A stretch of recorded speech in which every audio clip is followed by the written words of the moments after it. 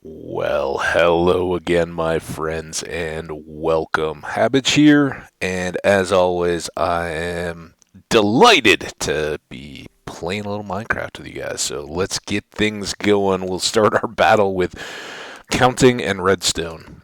And here we go. We're gonna start seeing if we can plot out a uh something kinda special.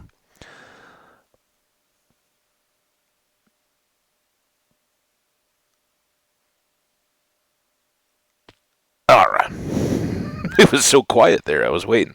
So we are back at the farm. This is where we finished up, and we decided that to start things off, for one thing, we're going to need wool. And it's dawned on me as I've rewatched the video and kind of prepared to do more building of the actual farms.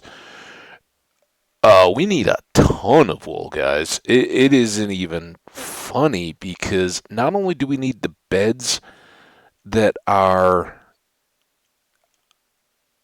that our I was going to say are being used, but our villagers are using to continue to breed over at spawn.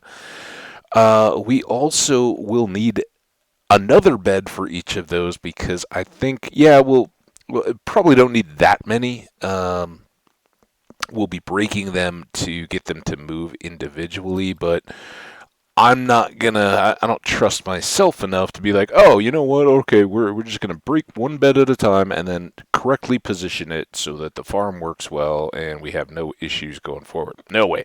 We're gonna set it up so that the beds we need are ready to go, and when we break our beds for our villagers, they just get stored away out of the way. That'll wake them up, and just like with any other farm villager manipulation, we're going to be moving them at night.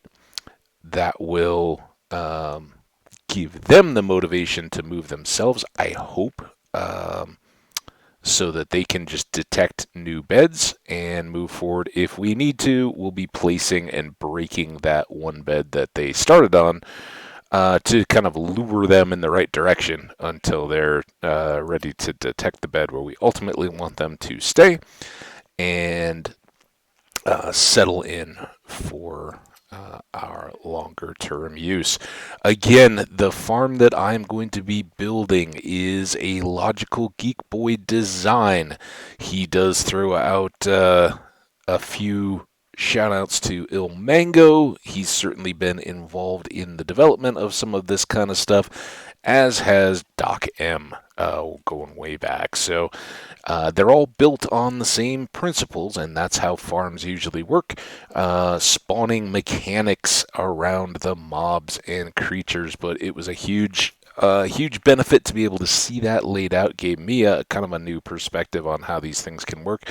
And while I'm not going to claim to be coming up with this on my own, I do have some ideas of things to try that we can potentially use to keep uh, that farm running even better, but also, and probably more importantly for our world, considering I'm running it here from a laptop as we are also recording videos, we need to be able to control whether or not it is running. And so I'm going to try to, one, maybe help out its efficiency just a hair, and two, make it so that it's not constantly um,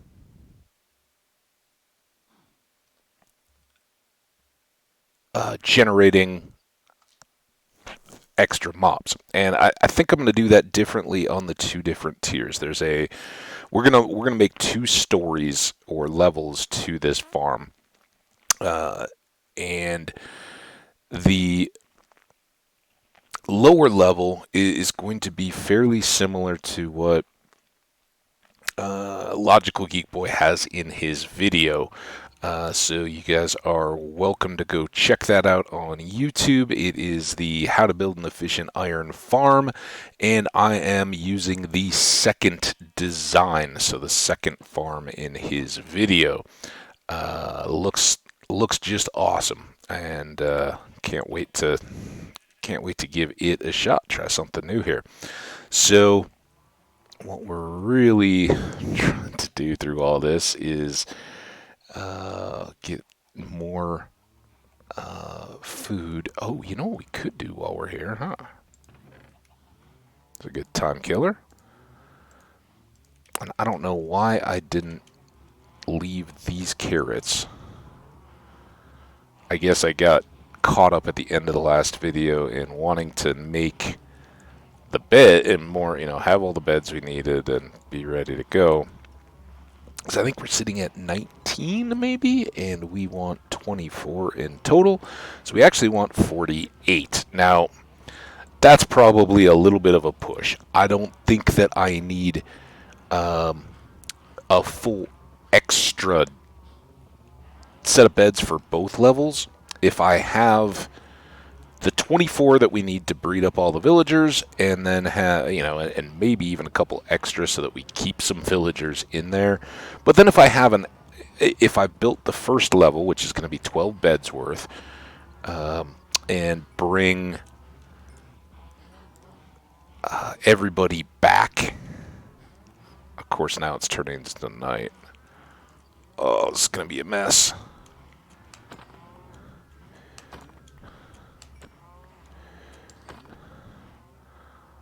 This could be even worse. Oh, don't get cocky, Habage. Don't get cocky. All right. Let's sleep before anything bad can happen. Let's check our sheep. Shear the ones that are ready. I don't know why they only seem to... It's like Sith. There can only ever be 2 that are ready to be shorn, apparently. Alright. Since we're here, this is a good pastime while we're waiting basically on potatoes and carrots to come. Because as we get more and more villagers back at spawn, we are going to need more and more food.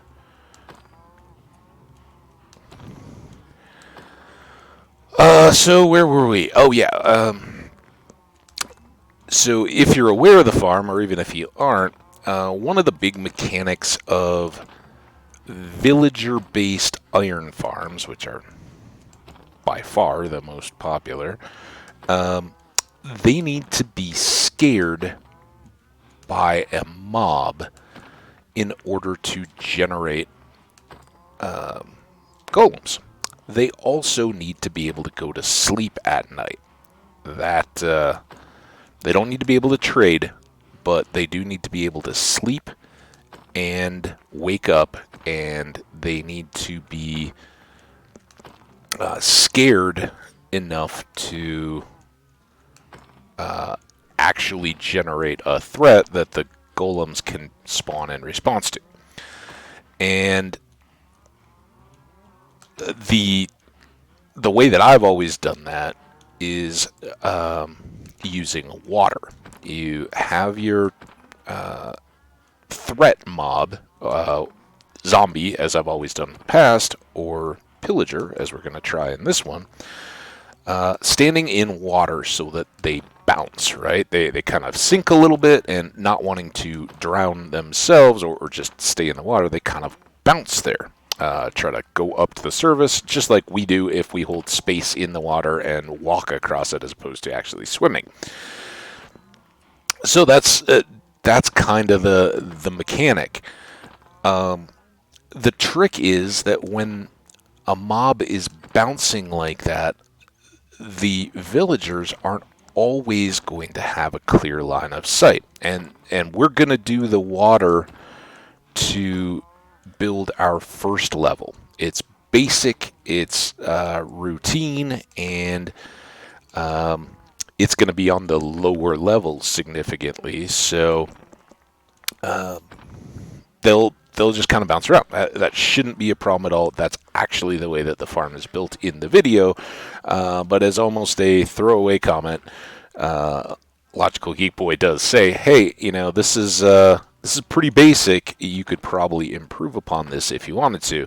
And he actually shows one way to do that in the following farm design, which we're not going to build, that has a clock built in through comparators and all that kind of stuff. And that's possible, but it would, it would basically be following the design. So I'm gonna try something different. I assume it will work pretty straightforward. If it didn't, I would be not at all inclined to try it in front of you all. So we'll give that a try. But for our first level,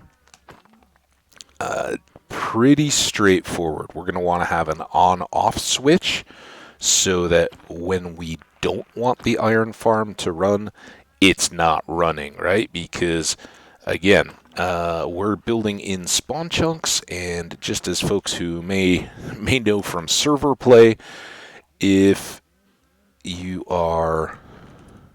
We have leather.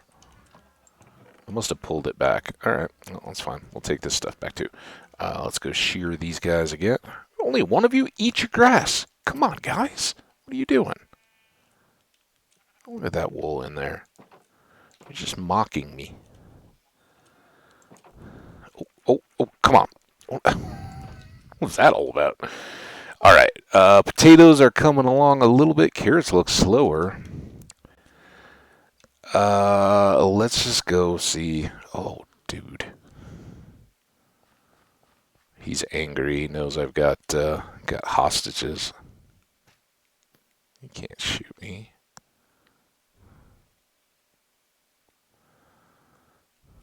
I gotta cook lunch. What are you doing? All right. Lunch it is. This a little more fruitful than the last batch of steaks we decided to cook up. Let's just put these nice and visibly right there. We got one egg, and then we had some leather here. All right, so good. And now, as usual, you know what? We got other boxes, shulker boxes in other colors. So let's grab a couple of those, and I'm gonna try to. I don't know, come up with some. Guess we haven't used green. This is probably way too many, but should help. Are any of these... Birch is a good one, because who wants to use birch? So let's get a green box, and let's take all these birch logs. We can leave 20 in case we ever are like, oh, I need birch logs so bad. Okay. Netherrack, always favorite, and certainly overwhelmingly available.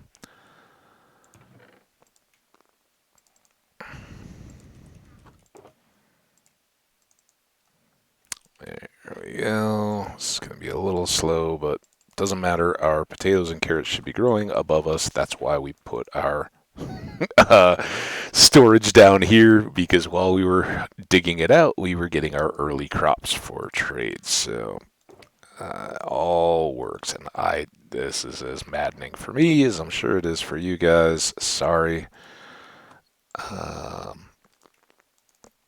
Just is what it is. So we already took glass out there. We're going to want to use glass prominently. We also have stone, I think, and those are both pretty good. We are going to want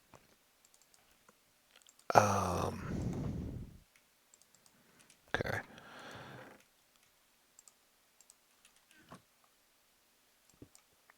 Some light source blocks. How did I miss you? Oh, no. Here's the birch, so let's use this. Don't I have... Uh,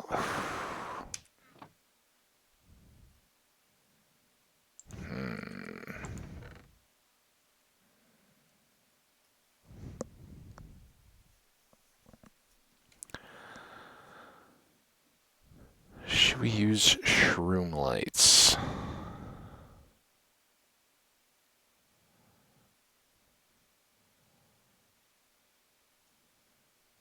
Well, let's take a variety and see what we like. I don't particularly want... I'd love to use the sea lanterns, but that's right out of the video. I'd kind of like to use glow blocks, but we used a number of them earlier, right? I don't know where. And I don't know where I left the others. Are they in this box?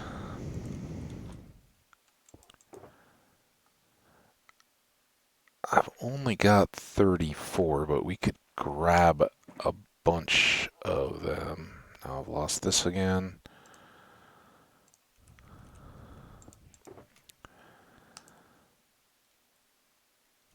We'll see. Maybe we'll use a combination of those. Alright, we don't need this teal box.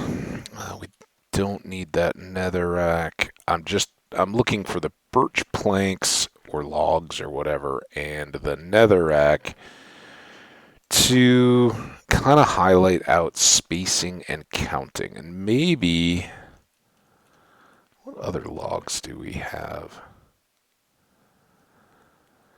Let's do this. Let's take these jungle logs too. Because I'm thinking like, okay, if I map this stuff out, I don't want to. I want to be able to use an axe or a pick, not switch between them for the two blocks. So we'll keep the netherrack. We'll need that probably for pathing up our villagers, and I think we probably are gonna maybe need to minecart our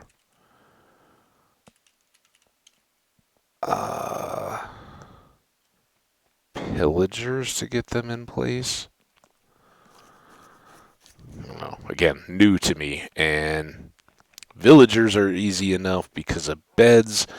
Zombies are easy enough just to keep them aggroed to you, but as we've seen, the pillager will just wander off in an opposite direction rather than specifically following me now that he's without his crossbow. Alright, let's go up here and check out how many guests we have around our home. Seems as though the pillagers may have gone. Don't see an immediate threat here. Doesn't mean there aren't any.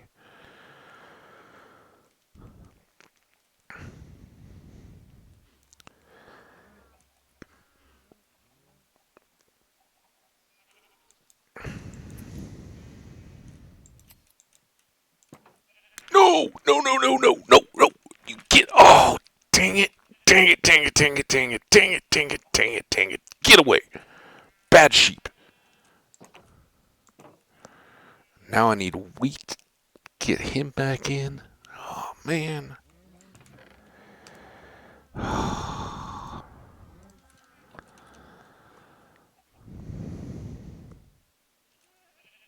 oh, you want that? Come on. Come on, all of you three.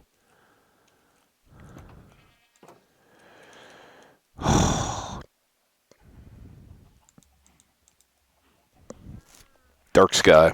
Like, oh, it's a storm. I don't want to deal with it. Let's go.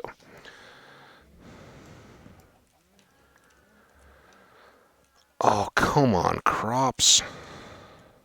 How we doing? 35, that would be 11 beds. And we've got this one piece of light gray wool. We've also got this one piece of stone that I really don't need to be carrying around everywhere. What are you going to do? Here, let's go put it in this lake. Remember all the fun zombie battles we had? Alright, let's go. Ooh, is that a creeper? No, it's a birch tree. Never mind. Let's go get these sheep again. And then maybe we'll make a run back out to spawn, start laying stuff out, and getting our villagers fed, and then we can come back here again when we get low on the carrots we're already carrying around. I think that's reasonable. Okay, where was that other sheep? He's here. Oop. Okay. Oop. Oop. Oop. That's right. That's the mad parkour skills, walking up blocks. Good time. So how's everybody's weekend going? Y'all doing great? I hope so. Excellent on my side of things. Oh man, what a kickoff Friday. I am a longtime Colorado resident. Wasn't born and raised here, but as soon as I could head out on my own, I wanted to live with mountains, and Colorado was my home for school and everything else since. And it's a wonderful place to live. But I've been here as long as the Colorado Avalanche have been the Colorado Avalanche instead of the Quebec Nordiques, and that just so happened to coincide with me losing the team I was a childhood fan of, the North Stars, who became the then hated Dallas Stars. Sorry, any of my Dallas viewers.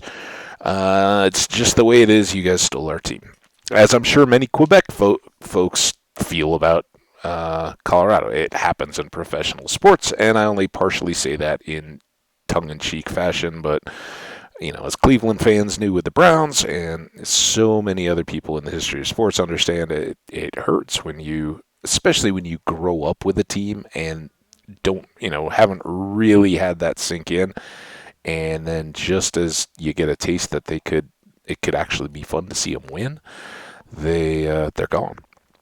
Anyway, last night they had a big game with the Winnipeg Jets, and it looked pretty ugly to start. They went down 3-0, and Winnipeg was just coming in like, yeah, we're not going to be denied. And then the fun started. Colorado ended up winning it 6-3. So in the second period, they got 3 goals in a row to tie it up, and then in the third, they got 3 more to double it up. And wild fun tonight on this after today. Going up to Boulder with some of my buddies. We're gonna have a fun afternoon, eating some burgers, and then go to a basketball game, which, if Thursday night was any indication, could be very ugly. My Colorado Buffaloes are taking on or hosting the number 2 team in the country, the Arizona Wildcats, and they just came off a butt whipping. So we shall see what they've got in the tank for this one. But really fun. It's the first time, pandemic and everything that it is, that at least 5 of my friends are all going to be there for the same game, including the 2 other guys that I share season tickets with. We haven't made it to the same game this year. And then at least 2 more of our additional friends who could be bringing up other folks too. So it should be a fun crew, and even if the competition is too much for us, it should be really cool to be back together. Kind of one of those, I think, cornerstone moments where you go, you know what, we're really actually beginning to put this thing behind us as far as the pandemic goes.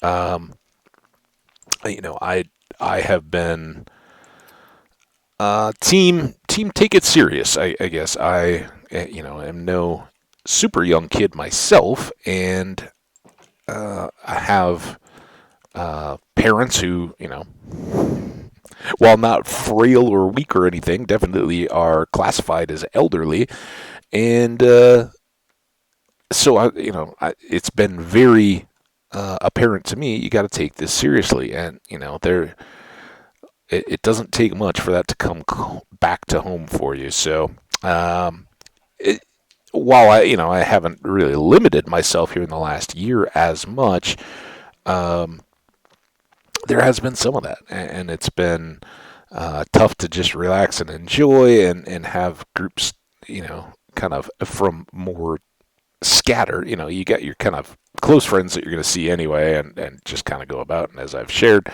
I got a group that we often get together and go to play some trivia at a local spot. So it's not like I've just been living in a vacuum by any means, but I don't know yet if Boulder has lifted their mask requirement. But having been to one Denver Broncos game and a bunch of stuff up at the University of Colorado, Boulder has been the one place where like a full stadium of people are actually wearing masks, and they did it really well. I talked about it after the first game I'd been up there for.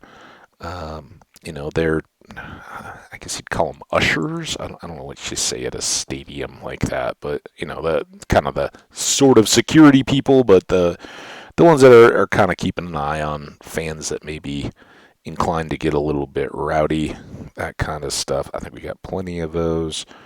Let's go and see what we can do with this food and laying stuff out. They weren't rude. They weren't in their face, but they were kind of constantly holding little signs that just reminded people, hey, here in Boulder, we have a mask requirement. So it basically said everyone is required to wear a mask. And same thing when, eating and drinking and all that kind of stuff, you could kind of just pull them down. But much more so than I saw at the stadium in Denver. It was pretty universal that people were wearing masks, and this was, in the last couple weeks, not back months ago when I remember the first time I walked in. I think it was around Christmas time. I was shopping. I walked into a mall, not my favorite activity, and that was the first time I saw people just blatantly, walking around without masks on at all or any, allusion to it. And I was like, ooh, okay. Since then, it's kind of progressed, and I certainly, still wear them if I catch an Uber, and in the grocery store, that kind of stuff. But yeah, it's not a deal anymore. I think we're all kind of getting to that point. Why am I up here? So we shall see. I will bring a mask and be ready to go. Specifically because I don't think Uber has changed their policy, and along with those burgers, we're going to have a couple beers, so nobody wants to have to drive. So, can't wait. It's going to be a blast. I'm excited, but I am equally excited to get moving on this, get some real progress in place. So, thanks for bearing with me here as we've done more of the prep work stuff. There will be a little bit more of that as we go along here, but by and large, the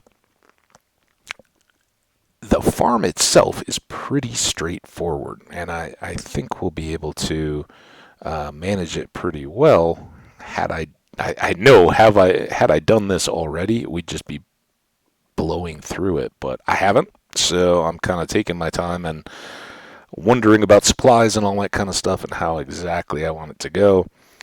But whoa. We'll get there. I don't know why those burned through the walls. It can happen. Wood is not your best building supply.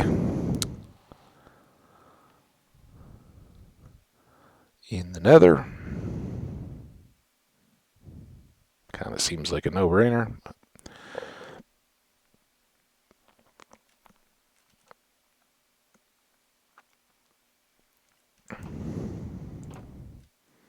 Yeah, you guys are already in bed. I kind of guessed as much. All right. So look at that. Would seem to indicate to me that these guys do continue to grow up and perhaps even breed while we're away when they're in spawn. I don't know. But that was a very favorable result. We had hoped that we'd have some sign, and certainly when we left, I think it was a big crowd, kind of a daycare center rather than a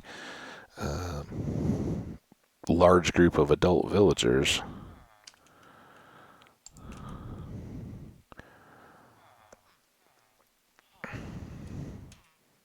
Okay, let's save the rest because there aren't that many beds yet. All right, so now we want to come over here. Did I pre-make any beds? No, but I've got that. And I've got some slabs here.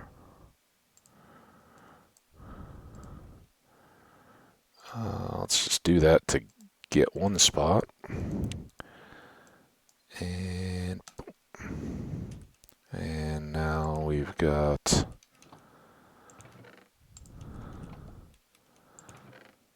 I know we have more acacia logs somewhere, right? What do we do with those? Maybe they're over in one of those chests. Eesh. Oh, come on.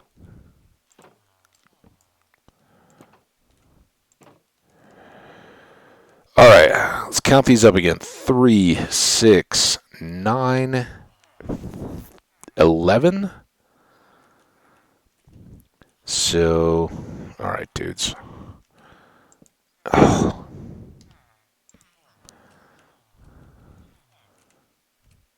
Now, is he stuck in that bed? Get out of the way!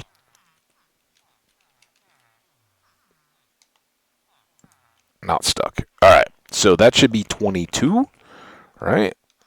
1, 2, 3, 4, 5, 6, 7, 8, 9, 10, 11. So 2 more of these. When filled, this is our entire complement of villagers needed. As I said, we'll probably want 2 more just to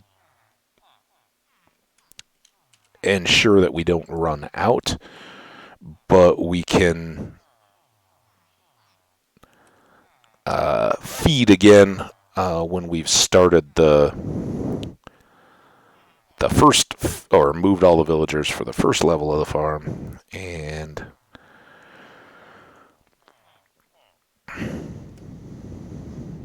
get them set. All right, you guys have fun. Enjoy yourselves. Don't do anything I wouldn't do. All that goodness. Okay, now let's get to it. Oh, hey, we're making cats too.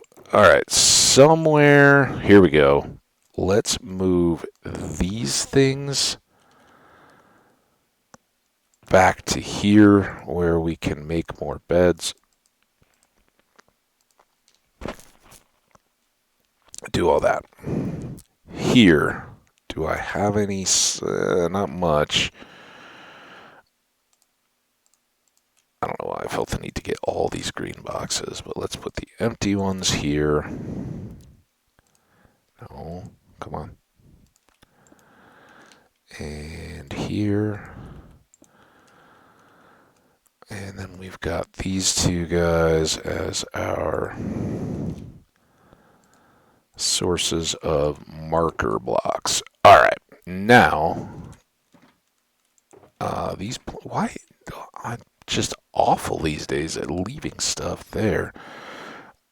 Let's put boats here.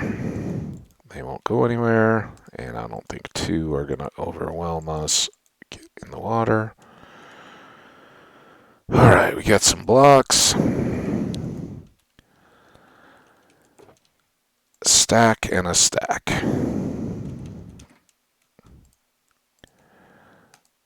That and that. All right, so we've got some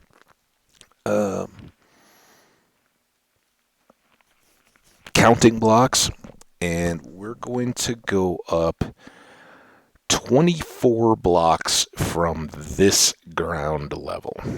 So on.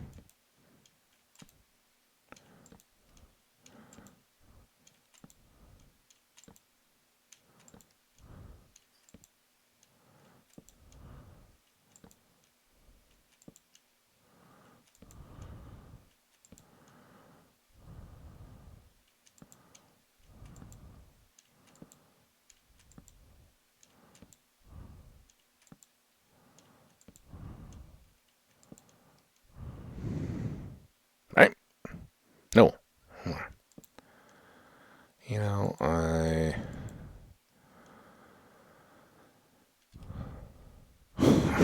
bucket of water. 24 alarm me. I've got feather falling, right? Man, it's been so. Okay, yeah, feather falling is a good thing. Okay, so this is higher than you need.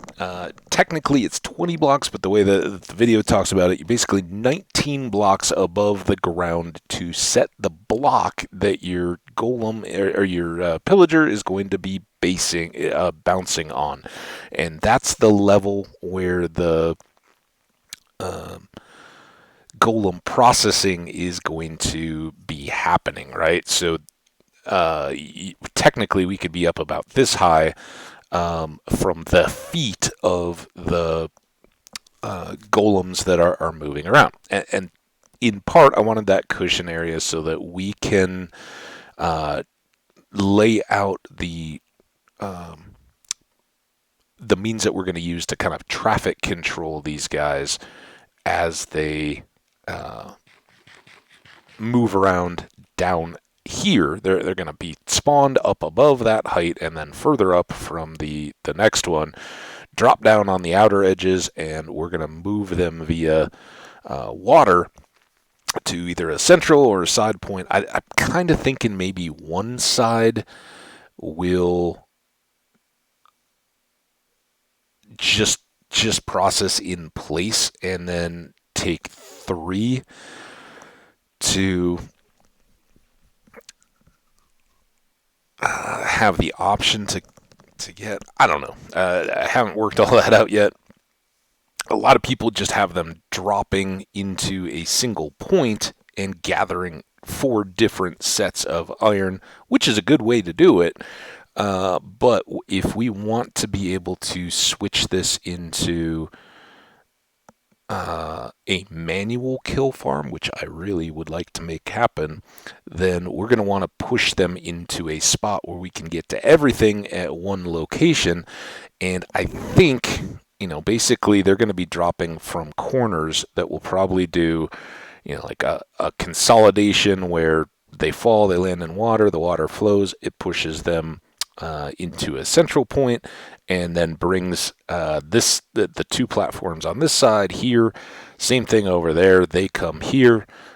We have a source of lava that can flow over the tops of signs 2 blocks above their feet, wherever those end up. That burns their heads, but doesn't affect the item drops, so that those can fall down through hoppers. And we can be getting loot whether we use the lava to kill them or whether we turn that off and use our swords so that we can get the experience for repairs and all the rest of that good stuff. That's what we've been talking about and envisioning. But to make all that happen, our starting point of the build is going to be up there. I guess the one resource that I haven't really lined up yet, have I, is the one thing we should really have. I do have lava blocks.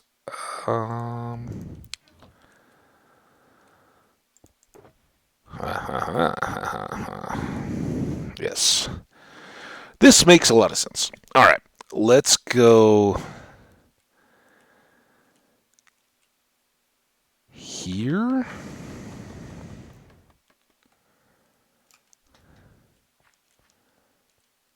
It's still not even there. Just go the whole way up.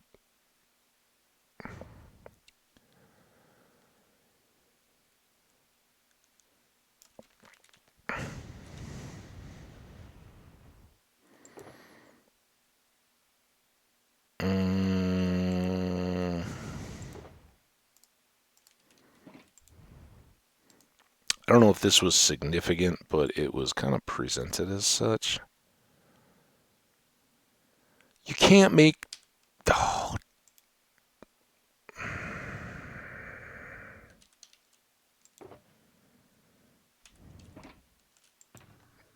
I swear.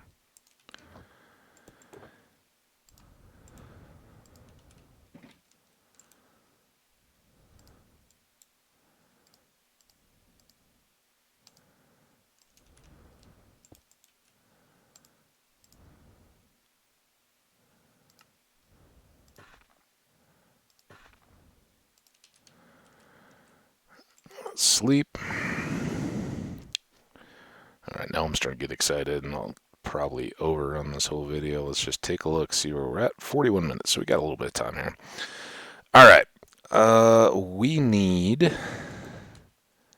glass, and these couple bits of wall, and here's a bucket of water.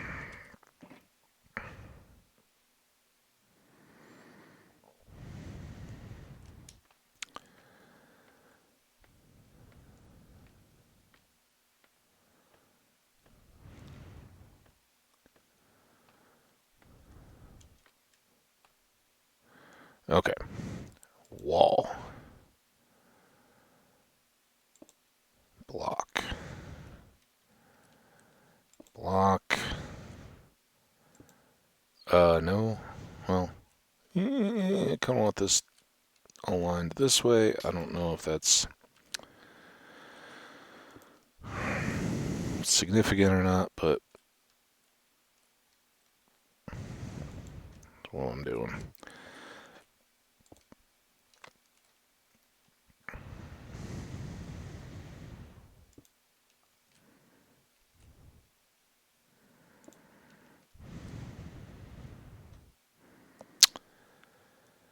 Okay. I think all of that can be good.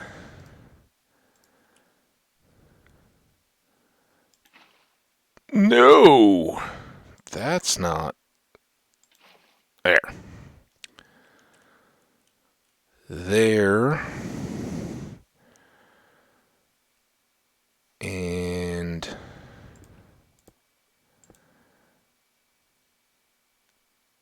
there? I think.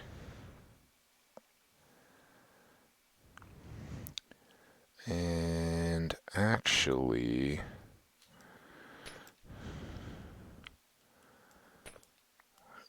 now we don't need those, right? So this is where Mr. Pillager is going to sit, and he's going to do this the whole time, just like that. I'm not touching anything. I'm just bouncing, because that's what you do. So eventually, he's going to be surrounded by these 4 blocks, and as you can see when I give you the example, oh, now I don't, there we go. When I do this, my head reaches up. When I'm up high, I'm over the blocks. When I bounce below, I fall below these blocks. So when I have villagers based around this area, they are going to be clear. Now, from here, we go... Oh.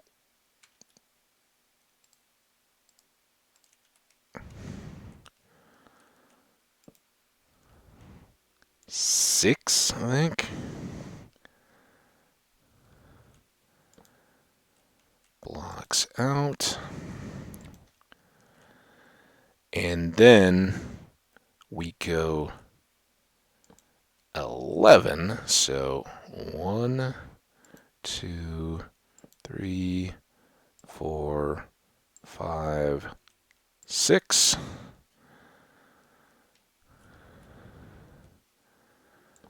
2, 3, 4, 5, 6.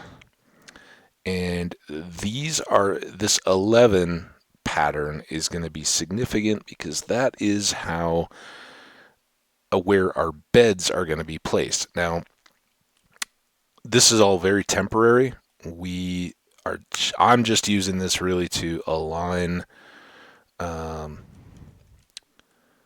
how we want all this to line up, because I, as I've said many times, have not done this yet. Okay, so there's our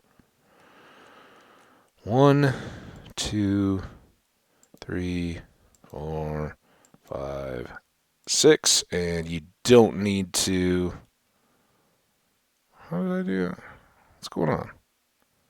Oh, yeah, and then one more for the 11th. I hope this is all right. I may already be messing it up, but that's why we're spending the time laying this out.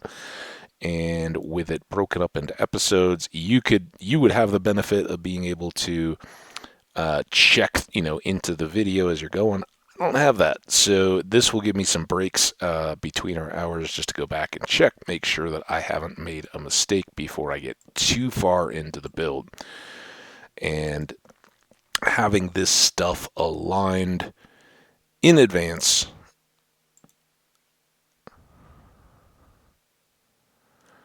should be good. So what we should have here, and as you can see, it's already set. We're going to have a bed going. Why is something not?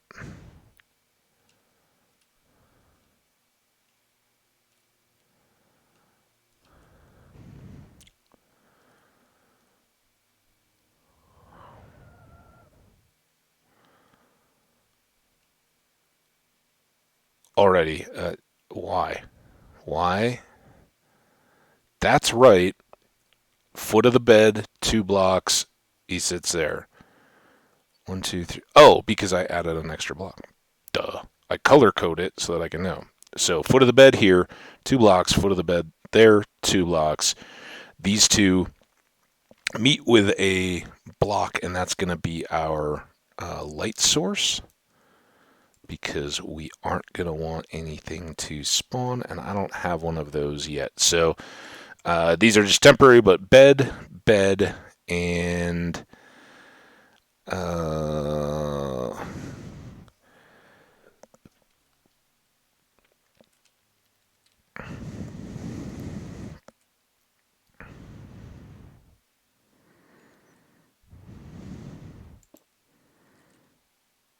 bed, I think.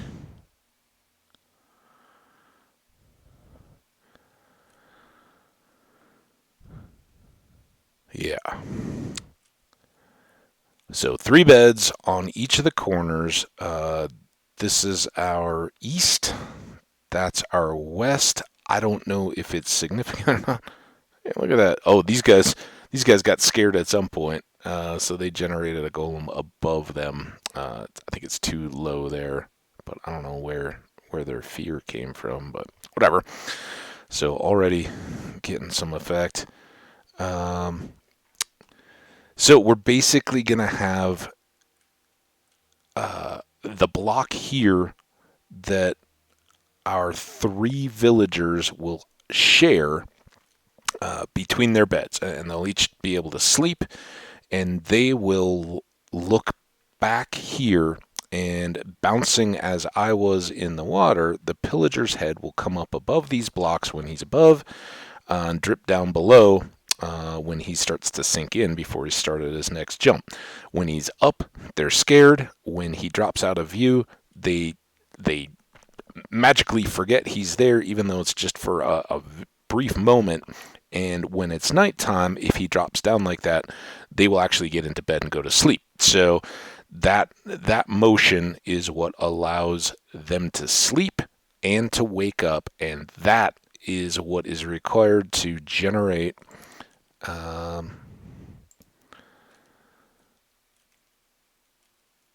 a golem response. So I think we just used one of these, right? So here and here, here and here, and then we started with 1, 2, 1, 2, 1, 2. Oh, sorry, that's my dryer. 2, 1, 2, 1, 1, 2, 1, 1, 1, 2, 1, 2, bop.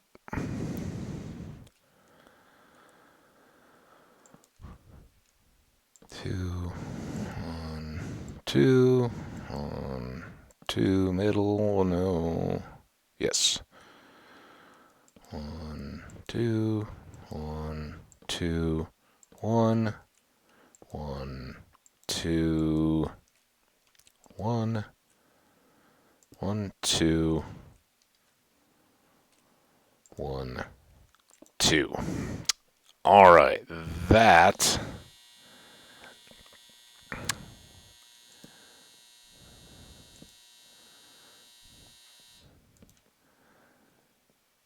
should be our spacing, right? So we've got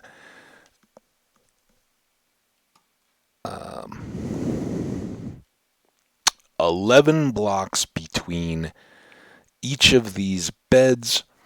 That is significant because it is going. Oh, I gotta get. I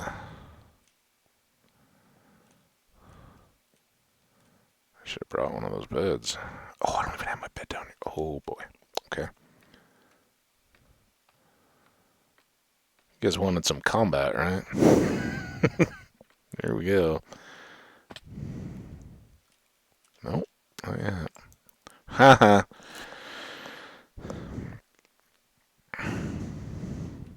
All right, looking good. So all of the wood blocks are going to go. These in the center are going to be replaced, and I think from below. I think they want to be one down from the beds.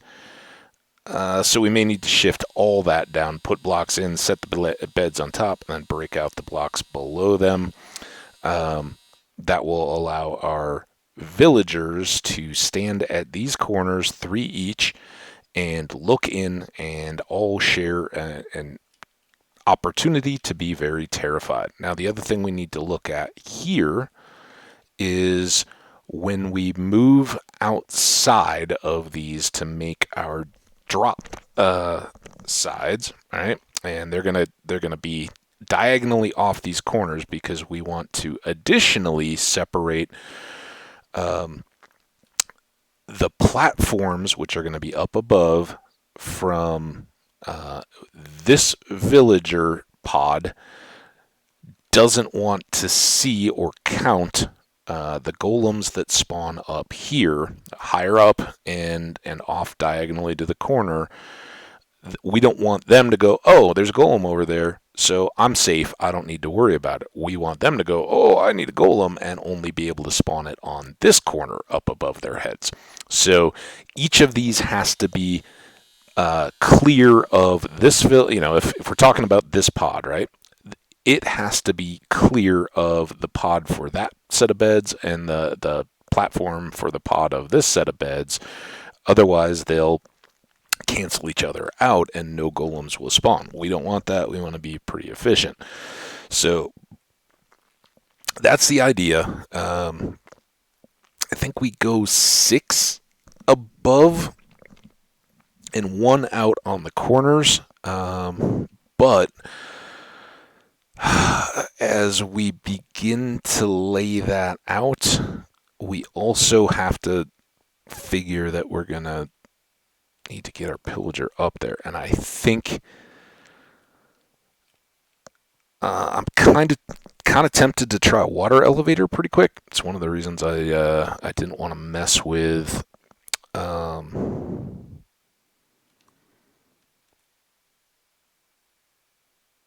being in a nether, any kind of situation. I know lots of guys build nether farms. So that may be our starting attempt. If I can push him into a bubble elevator here, bubble him on up, and just have it end at that level, he should then walk out to an edge. We can put him in and trap him and have him set. Then we'll want to build up a series of pistons with blocks above his head that we can, with a lever, push down, or better, some kind of wired redstone that we can then pull all the way down to the ground and just have a switch panel down here, right? One to control the lava flow, one to control the farm, and go, are we active or not, and force a manual shutdown. We're actually going to want that same option up on the second layer of this, all the way up above this one, another 1920 blocks above the top, so that they're again not interfering with one another's ability to spawn more golems as they go.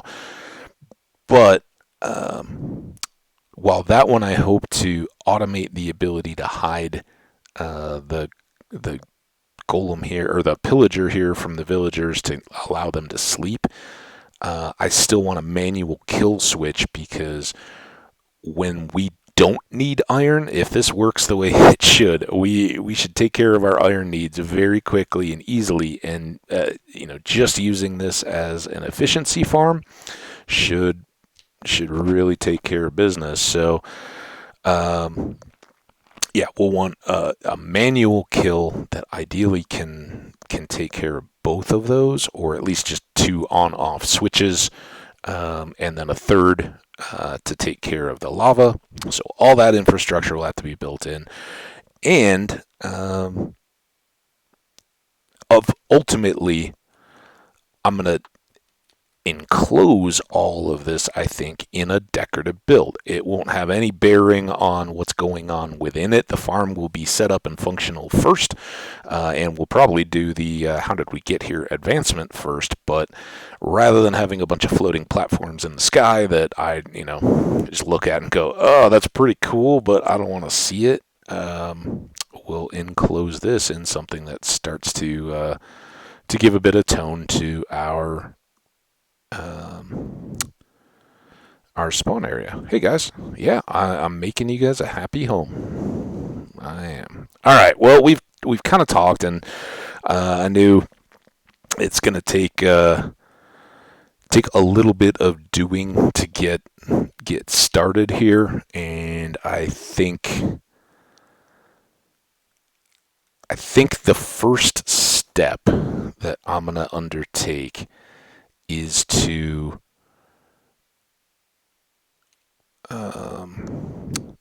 try to get our first pillager in place, and it'll probably be Pillageri just because he's closest.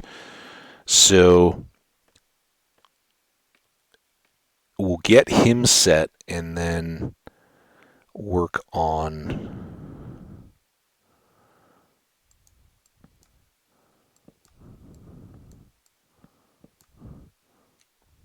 the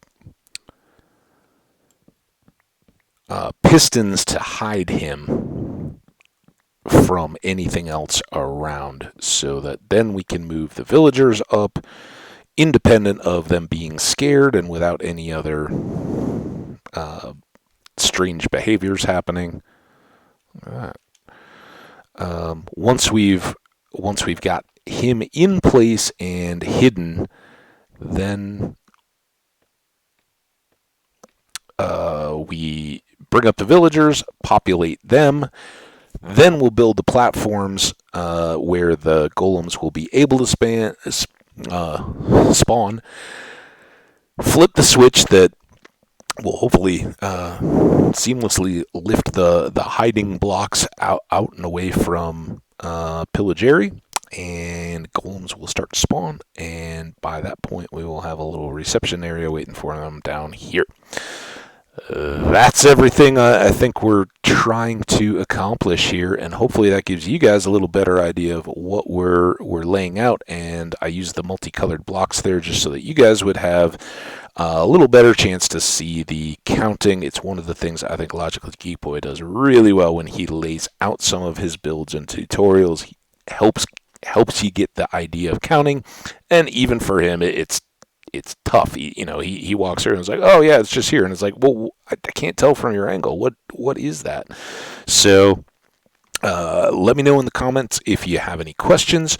The farm again that we're starting off is the second of three that Logical Geek Boy lays out in his YouTube video, how to build an efficient iron farm tutorial. So if you want to tell me all the things I'm doing wrong as I build this one, go check it out, and then come on back and watch as we take our next steps again tomorrow. Thanks so much. Stay awesome out there. I hope your weekends are going great. And we will see you all tomorrow. Bye now.